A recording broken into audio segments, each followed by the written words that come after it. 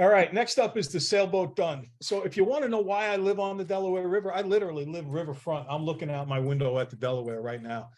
Those are Delaware River trout. It's really good fishing. You don't catch a lot of fish, but you catch really, really amazing fish. All right.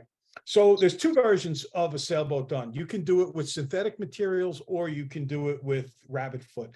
I'll do rabbit foot for everything size 14 and below. For 12, I could go either way. Rabbit foot's just not very long. So when you start getting into the really big bugs like the drakes and maybe some of the bigger March Browns, you can't really use snowshoe for that. So if you want to use synthetic, you can do that as well. So there, I'm telling you, the fish in this river are amazing. If you ever happen to be in the New York area on business or for whatever reason, and you want to fish this river, it's a great river to fish.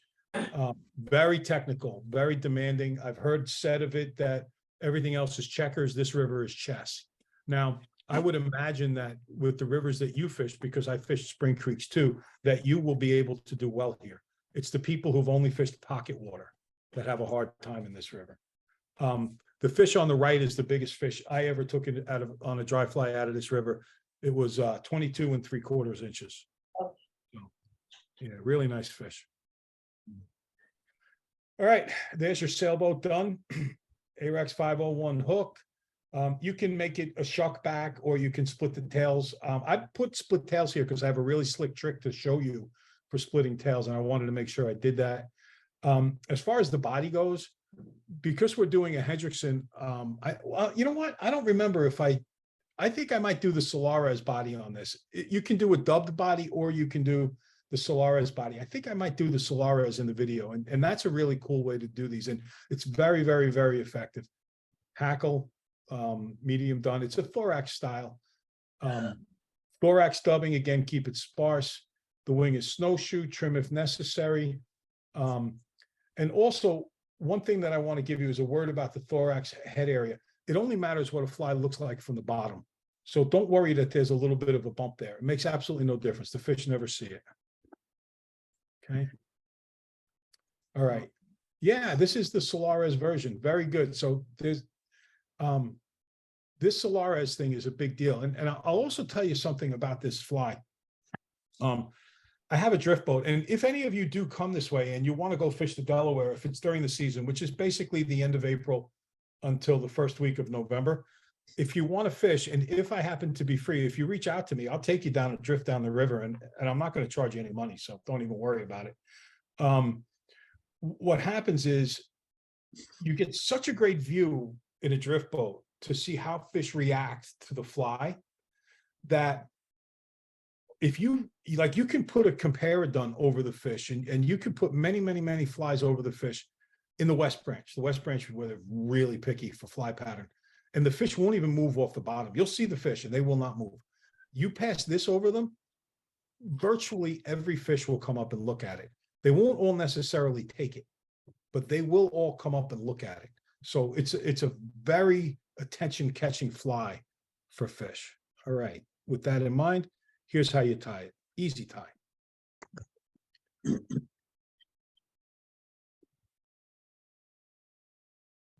Should be a couple of things about the Sailboat Dunn. First, very important for the wing. Once we start getting into bigger flies, by that I mean like size 10, size 8, snowshoe becomes less of an option and poly becomes a better option. 12 and 14, well, 12, could be either, 14 could be either, 16 down, 16, 18, 20, 22, and so on. Snowshoe is definitely the preferable option. I'm going to tie this with snowshoe. I think snowshoe is a fantastic material for this fly.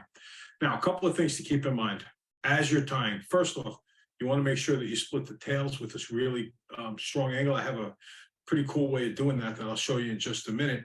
And the second thing is that what really matters is not what you see when you look at from the side as the fly is being tied, but rather what you have underneath. And if you see, there's a little bit of a bulky thorax / head area right here from where you tied in the butts of the snowshoe, and the bump becomes even bigger when you use poly. but from the underneath, it just looks like a continuation of the thorax. So don't let that bother you. That's not a problem. You'll catch plenty of fish with that. The fish will never know the difference, okay? And also look at how the hackle fibers splay out so as to support the fly in the film. I trim it pretty close. You can see right here, looking at the bottom, a little bit of lift, but not a lot. This is very much in the old thorax style of tying by Vince Marinaro. So ordinarily speaking, I would not tie an olive this big, but because this is for teaching purposes and we want to be able to see as best we can, I put on a little bit of an extra big hook. Okay, so I start with some olive thread and strip off plenty of that olive thread as you're going to start. Normally, you know what, thread's not cheap. So being the hoarder that we fly tyers are, generally speaking, would never leave this much thread at the end. But I'm going to now for reasons that will become apparent. All right. Every time I set one of these up, I don't exactly make it level. There we go. Okay. So always coat the shank in thread. Very important. It gives the material something to bite into. And then you'll notice where this is very true on hooks. Where the barb would be, this is a barbless hook. If you go straight up, that's exactly where the bend starts. So I want to make sure that I'm right on that point there. And if there's a barb, it's easy to follow, but find that point. There's generally a symmetry in the bend of the hook, and that'll tell you where, if you want the tail to go out straight, you want to begin your tail. So I now have some micro fivets or micro fivets, however they're properly pronounced. I usually use 2 of them. I have a guy I'm starting to be friends with as a fly tyer, a guy named Eric Naguski, who's very, very, very good. I tied next to him at the International Fly Tyer Symposium, and he always uses 4. I don't think it makes a difference. We both catch fish. Okay, so you'll notice that those micro fivets are directly on top of the hook shank, and now I go back and I grab that long extra piece of thread that I just cut off. Where did it go? Got around, nobody knows. Okay. Well, you know what I'm going to do? I can't seem to find it, so I'm just going to cut off a piece of the brown. It's how a professional handles a trained an emergency situation. Here's the pretty slick trick. Take that piece and loop around the hook like this. Separate your tails and come right up in between with the hook there.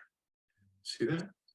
The tighter you pull that thread, pull it real tight, you'll splay them real far. Don't pull it quite as tight.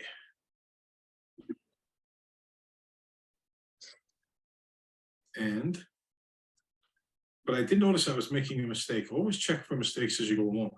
I didn't work my thread back to the original tying point. So now, I'll do it one more time, which is good for teaching purposes. Remember, we looped it around the bend of the hook and just pull it right up in between the 2 micro fivets. And look at that beautiful split of the tails that we have there. Okay. All right, this is really a very simple fly to tie, and that technique is very easy to learn if you don't use it yet. All right, next up, forming the body. Now, this is a very interesting fly. I probably mentioned this before in the presentation, but fish have a very difficult time ignoring this fly. Where we fish, you constantly see, I'm in a drift boat, and I'm able to see how the fish react to flies, and they really, really, really like. They will always come up and investigate this fly.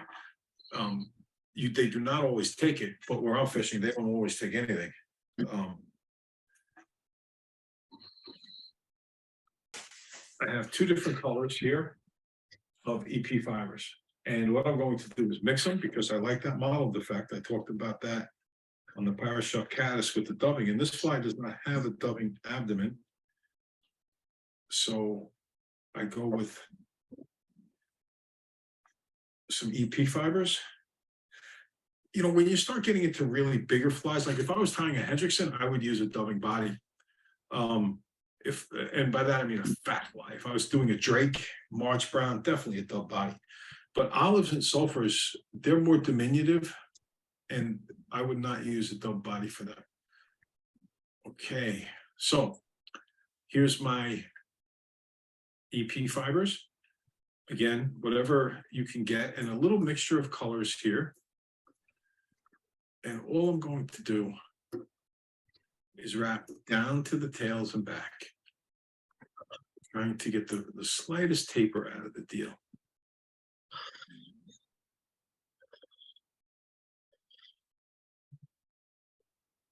I went slower there just to make sure I didn't crush or misplace the tails, and also to keep this taper going. Now I'm going to bunch these turns a little closer together to just build this body up a little bit, and it's not much because I do not believe in, particularly for olives, which this is, or sulfurs, fat bodies. Drakes, yeah, you can get a fatter body with a drake, not a super fat, but fatter than this. And then Hendrickson, yep, they get a fat body, but not olives and sulfurs. And for you guys, the sulfurs, I think, called the Pale Evening Dun. Okay. So there's my body. Just like before, I like to loop it back around again. I really, really, really like to lock materials in. You can see how I looped it back around there? Okay. There'll be no slippage whatsoever with this. Okay, believe it or not, we're every bit of halfway done. A little bit more back. There we go. Okay, next step up is Solaris Bone Dry. Fantastic material for this. I just put a little bit on the body. I never would have thought this would be good. I thought that this would be bad for dry flies. And I have a friend, Phil Awani, who really, really, really makes a super nice fly called the Awani Dunn. And he inspired me to do this because I used to dub everybody. And sometimes I would say, man, oh man, it's very hard to get just as thin a body as I want. And then I started playing around with what Phil does. And I can see why he does it. This is an excellent material for this. Then I get He's using glue again. UV light. And for about 10 seconds, I rotate and the UV light.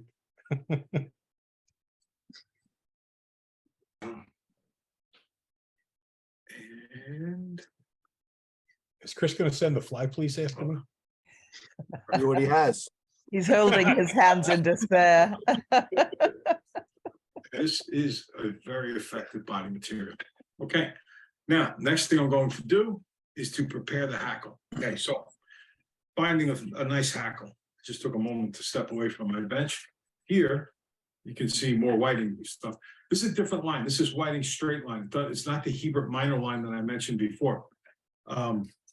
It's just fantastic materials. I mean, this is a dry fly neck feather, and it probably can't even fit in the frame.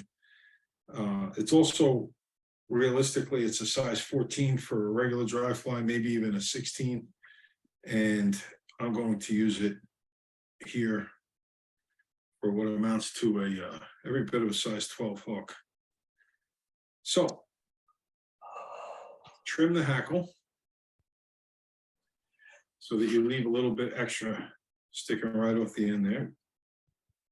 Not only will it help to make it more durable, but like we did before, actually that's a little too long. Like we did before, I don't want to jam the fiber right up like this, because if I wrap onto where the fibers start off of the stem, and I first start to wrap this, the barbules will splay in all directions. So I move it down a little bit, and I leave the first 1/8 inch or so bare, so I don't have that problem. Okay. And have that locked in now. Next step is to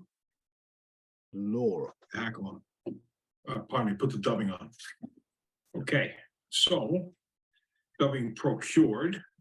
I'm actually tying this in colors that I would rarely fish unless it was a very, very small olive. This is being tied in a dark olive. That's for viewing purposes. I figured it would show up better against my medium olive type of shirt here. Most of the time I tie medium and light olive. So I have my dubbing. Not much, right along the shank. A little saliva, twist it tight.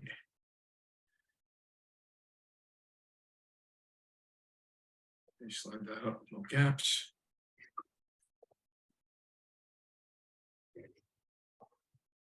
I'll make just a little bit of a thorax there.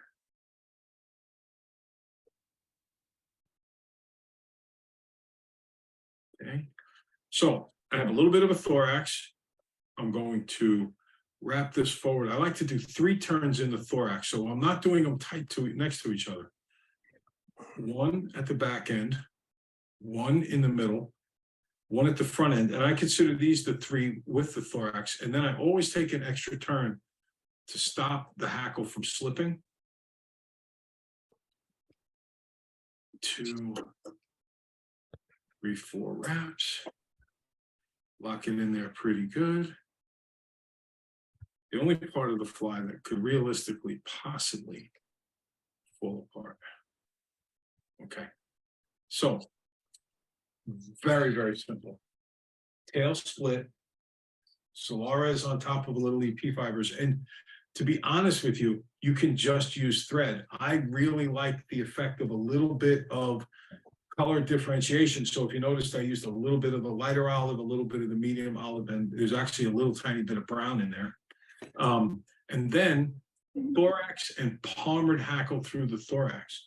Next step up, my snowshoe rabbit. Notice snowshoe rabbit comes in many, many, many different colors. They'll dye it to whatever you want. And oftentimes it's in actuality a little bit lighter than it appears altogether at once. That's the case here. Okay. You'll notice I trim it off very close to the ends of the butts because I really, really, really like some of that translucent under fur in there. I think it makes it help it float. I think it looks good. So I'm going to lay this over the eye of the hook. Again, no pressure until you go straight down. I'll do 2 of them and then I'll slide it back.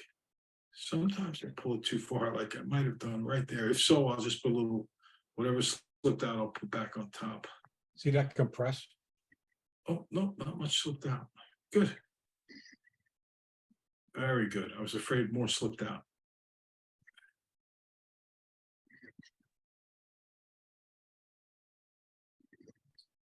What, 8th graders there? Not doing what they're supposed to. Isn't that part of being 13 years old? Okay. And here. Check those fibers down.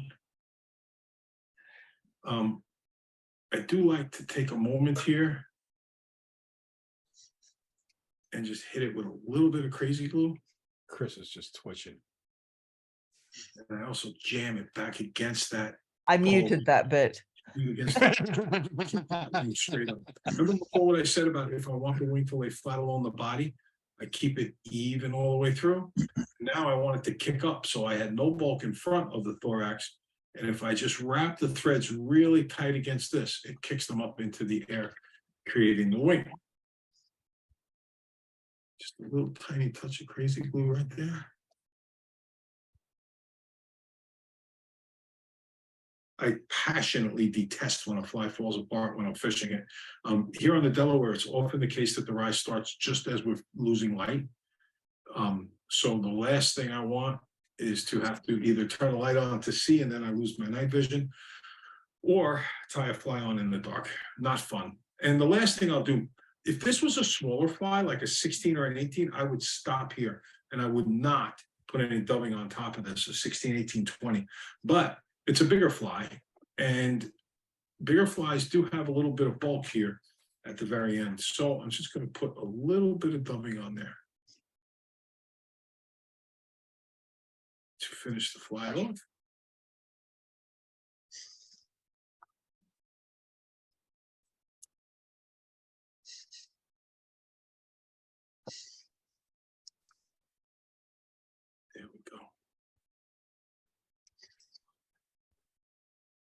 And I told you before, I usually use a whip finish, but this time I'm not. Just very careful about how I put that up into there. And notice I caught one of the hackle fibers. Pull it up, really snug this down. And here I am. I never use crazy. I used crazy glue before for all these sub steps, and I never ever reinforce my whip finish with a little bit of crazy glue or cement or Solaris. But I don't really have flies fall apart because of that either. All right. So how do I trim the wing and how do I trim the hackle? As far as trimming the hackle goes, I'm going to take it out and do it, and then I'll show you afterwards. What I like to do is snip the direct bottom.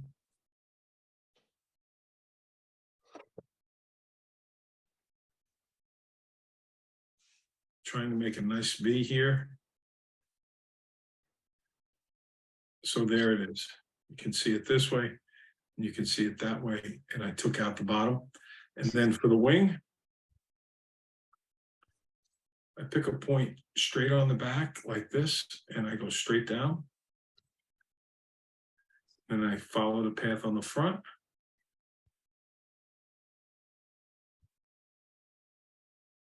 And there is my wing. You know, it's kind of like spackle. You have to know when enough is enough.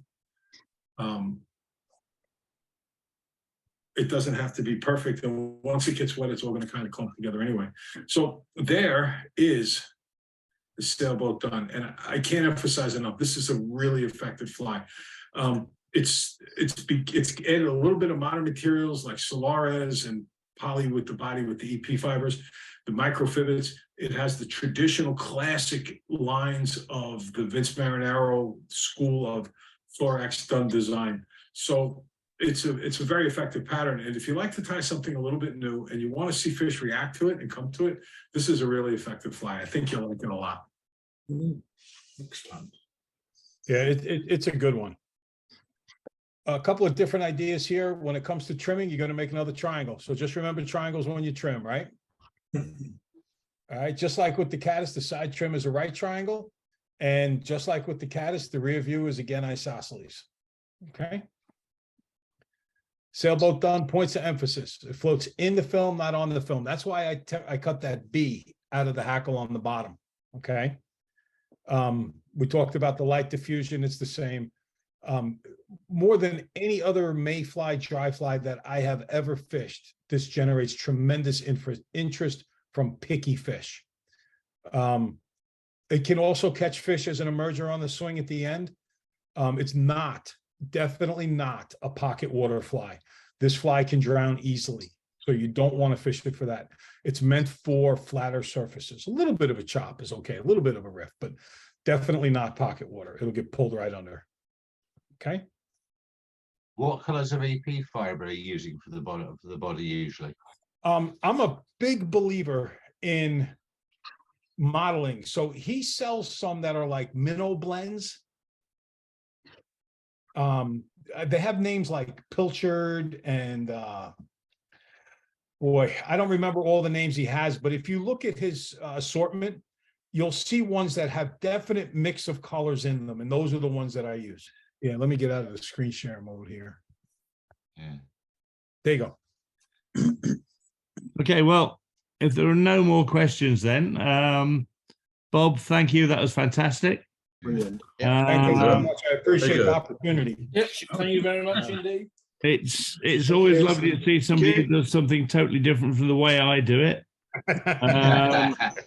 I'm surprised you have a heart attack. You mean glue, Chris? No, I just went to the other room and played Space Invaders. No, seriously. Bob said right at the start, this is all the big fly tying community and a big fly tying family. And, you know, everybody in your family doesn't do things the way you do it, but they're still your family. And we love them for it. Bob, thank you so much. Yeah, that's brilliant. You are most welcome, and I really appreciate the opportunity. I love doing stuff like this. Yeah, it's brilliant. Guys, it's traditional to send our guest off with a round of applause. So I think thank you very much. Here it is. Thank you. Well done. Marvelous. Right, gentlemen, ladies, everybody, thank you so much for coming. Thank you, Bob. Thank you very much. We'll speak to you all soon, and have a great Christmas if we don't speak to any of you before. Amen. Lovely. You too. Cheers. God bless. Okay, Enjoy, guys. everybody. Cheers. Thanks so Thanks, much. Bob.